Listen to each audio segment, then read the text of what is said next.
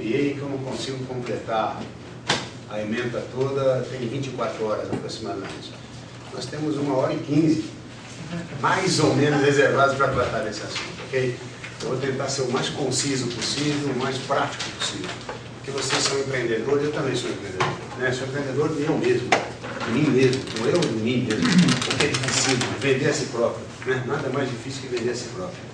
Eu me vendo a mim mesmo, como diriam os grandes jogadores de futebol, a si próprio, há pelo menos 18 anos. E estou vivo até hoje, ou seja, é uma vitória. É uma vitória o empreendedor no Brasil estar vivo tantos anos. Só que eu não tenho empregados. Vocês que têm empregados, mais vitoriosos ainda vocês são, com certeza. Porque a vida no Brasil, para o empreendedor pequeno, médio, é muito complicado. Em função de vários aspectos, entre eles o tributário. Né? O aspecto tributário mata muitas empresas. Deixa eu só acessar aqui a minha reunião aqui.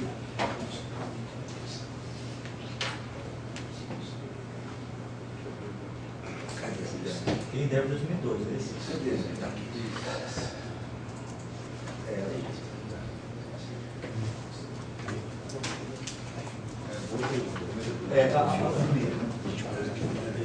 Depois eu posso ver como é que a gente faz. A ideia é trabalhar os critérios básicos.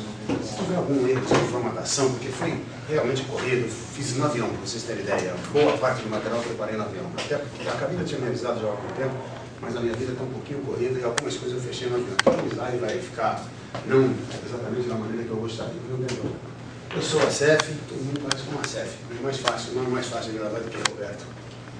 Quais são os critérios básicos para formar o preço? Eu defini 8 critérios, 8 conceitos que o formador de preço deve considerar, o empresário deve considerar.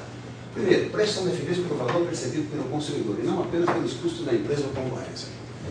Formar preço de acordo com o valor percebido. Eu vou dar um exemplo que acabou de acontecer comigo. Acabou de acontecer. Eu vim da Faria Lima e parei, por acaso, eu sou árabe, né? A CEF, neto de Sírio, e parei numa lojinha armênia que tinha uma esfirra. Eu vi a esfirra. O árabe conhece a esfirra pelo olhar, né? Ele sabe onde entra e onde ele não entra. Eu entrei e gostei da esfirra. Pedi a primeira, gostei, pedi a segunda, gostei, pedi a terceira. Estava morrendo de fome. Na hora de pagar, eu falei, essa conta deve ser esfirra, uma Coca-Cola e um café expresso. Eu falei, deve ser uns 30 reais. Quando veio a conta, a menina falou 11 alguma coisa. Eu falei, eu acho que você esqueceu de alguma coisa. 11 alguma coisa. Eu falei, dá uma olhada de novo na minha. O que você está me cobrando? Ou seja, eu tinha uma percepção de valor completamente diferente do preço cobrado pela esfirra. A empresa está errada. A empresa não identificou que a esfirra dela, que o potencial que ela tem de estabelecer o preço é muito maior do que aquele que eu estaria disposto a pagar. Eu estou em São Paulo, que é uma terra caríssima. Eu moro no Rio, mas sou paulista, então conheço. Direito, todo mundo conhece São Paulo. Na Faria Lima, que é um local de, evidentemente, todo mundo sabe, de altos valores, 11,30 por 3 esfirras e um café e uma Coca-Cola, está errado. Evidente que eu não farei isso, mas comentei com ela. Se ela tem noção das coisas, a dona, se ela tem noção, aumenta o preço da esfirra amanhã. Pior para vocês, quem gosta de esfirra, né? Eu talvez não volte mais lá, mas ela tinha uma oportunidade que não está sendo utilizada. Então, preço é valor percebido, identificar essa percepção. O meu comentário para um ofertante atento era mais do que uma recomendação. Poxa, mas está barato. Eu falei assim, está barato. São Paulo, uma cidade tão cara. Quem vende, quem está antenado com o cliente, tem que perceber nas mínimas situações oportunidades de aumentar o preço. Essa pessoa, essa empresária, pequena empresária, não vai certamente fazer uma pesquisa de preço pelo valor percebido. Ela não tem dinheiro para fazer isso, ou não sabe como faz, ou não sabe quem procurar para fazer isso, porque é caro uma pesquisa como essa. Empresas que tenham maiores recursos podem vir eventualmente a trabalhar dessa maneira, identificando através de pesquisa até quanto o consumidor está disposto a pagar por aquele produto. Existem técnicas de pesquisa para isso, que são usadas principalmente pelas grandes corporações. Bom, o preço dela foi fixado dessa forma. O preço dela foi fixado a partir de um produto, a esfirra, que tem um custo, suponha de R$1, o custo de produção, envolvendo matéria-prima, tá, mão de obra, tudo que ela considerou como custo, que não entrei no mérito, evidentemente. Esse custo levou a um preço. Basicamente, o custo levou ao preço. O custo não leva ao preço. Custo é custo, preço é preço. Quando eu tenho um custo, não necessariamente o cliente está interessado em pagar um preço derivado do meu custo. Eu posso ser abusivo nas minhas operações, eu posso ter uma estrutura de custos que é incompatível com a atividade que eu exerço. E se eu levar para o preço essa estrutura de custos, muito provavelmente eu não vou conseguir sucesso. Então, custo é custo, preço é preço. Isso é fundamental. Estou falando para empreendedores, ok? É fundamental o empreendedor pensar dessa forma, entender dessa forma. Preço foi levado ao consumidor. Se o consumidor identificou valor na esfirra, ele compra. Ou seja, o preço foi definido a partir do custo. Imagine que eu não tenha percebido o valor, eu não teria pedido a segunda esfirra.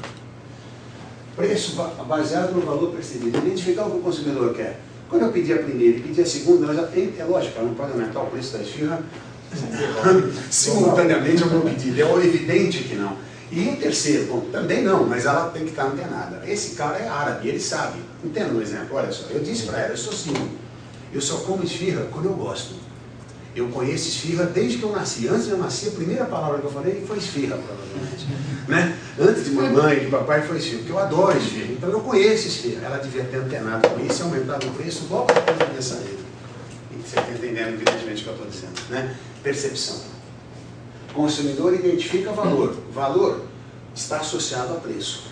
Quando a gente compra qualquer coisa, quando a gente compra um curso de pós-graduação, quando a gente compra uma cadeira, quando a gente compra uma caneta, a gente compra um conjunto de atributos. Essa é uma ideia fundamental, um conjunto de atributos. O preço é um deles. Porque o preço não está isolado no processo de venda e de compra.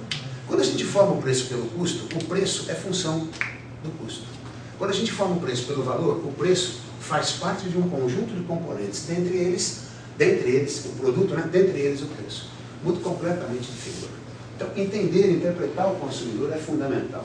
Do preço, traz o custo. Se for compatível aquele produto a ser oferecido, ótimo, você tende a ter sucesso na cooperação. Outra metodologia para formar preço é baseando-se na concorrência. A maioria esmagadora das empresas, seja micro, seja pequena, seja grande, seja maxi empresa, trabalha ou aqui, ou um mix dos dois. O preço pelo custo, o preço pela concorrência.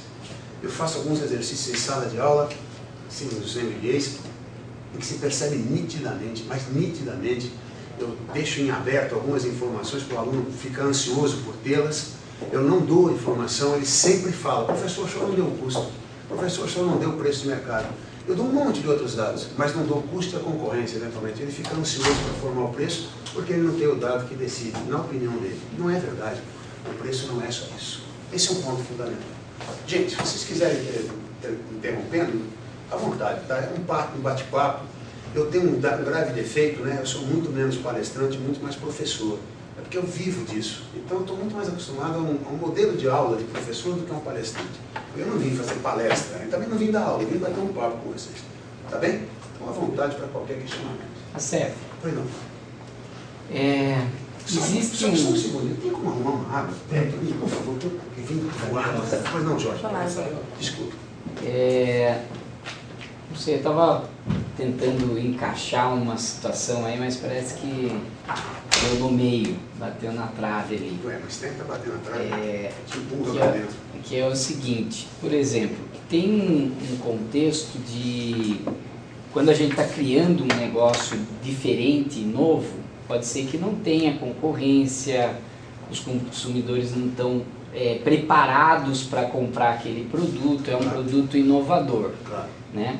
Então existe um contexto de uma percepção do empreendedor, assim, de encontrar um preço que ele entende que pode começar. Certo, assim.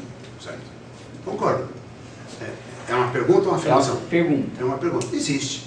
Agora, eu diria o seguinte, dificilmente você pesquisar a fundo, existe alguma situação hoje ainda capaz de ser inovadora completamente. Eu não estou duvidando da sua empresa, muito pelo contrário. Eu vi a relação das empresas, não guardei o nome de todas, é impossível, um material enorme que a Camila me passou. Eu dei uma olhada, mas eu não consigo guardar todas as empresas. Eu diria o seguinte, Jorge, dificilmente isso vai acontecer. Você ser pioneiro num negócio que não haja nenhum tipo de comparabilidade. Por mais pioneiro que você seja, quando a Apple lança os seus iPhones da vida, ela sempre tem alguma coisa para ser comparada. Né? O iPad podia ser comparado com um netbook, um notebook, de alguma forma. Um iPhone podia ser comparado com um celular. É inovador, é pioneiro. Durante um determinado período é pioneiro. Mas a curto prazo aquele produto passa a se tornar comparável facilmente. Eu imagino que você devia pensar dessa forma. Poxa, o que é que eu estou substituindo? O que é que eu estou trazendo de novidade versus o que há no mercado? Quanto vale isso? Será que vale alguma coisa? Ou não vale nada? A gente tende, e não estou falando de vocês, a gente tende a achar que sempre a gente é melhor do que os outros. É normal isso, e é ótimo, porque mostra uma autoestima grande. Mas não necessariamente isso é verdade. Porque se você estabelecer um preço super valorizado em relação ao que o consumidor está disposto a pagar, na comparação com outros artigos de uma certa forma comparáveis, ele não vai gostar de você e não vai te procurar. E é que, assim, no meu caso, que é uma plataforma educacional online, eu fiz uma comparação com um livro didático. Então, se o pai está disposto a comprar um livro por R$ 79,00, ele também pode comparar e analisar que o meu preço está relativamente bom, comparável a um livro, só que não é o mesmo produto, né? Quais são as deficiências em relação ao livro e quais são as vantagens em relação ao livro? Se você conseguir colocar isso matematicamente é 2 mais 2, 3 mais 3, não precisa de grandes elucubrações. Ótimo. Quais são as vantagens de se pagar R$ 30,00 pelo seu produto? A diferença de 79 vale para aquele custo incremental que aquele consumidor vai se dispor a pagar? Ou você pode cobrar mais do que eventualmente um livro de X reais? Ou seja, você conseguir quantificar as vantagens que você traz versus as desvantagens, ou as vantagens e desvantagens que você traz em relação a uma concorrência ou um produto similar, você caminha no processo de preço a partir do valor percebido, que é, sem dúvida alguma, né, a mais difícil das metodologias para formar o preço. Porque se fosse fácil, todo mundo faria. E todo mundo estaria muito mais próximo da realidade do preço do que da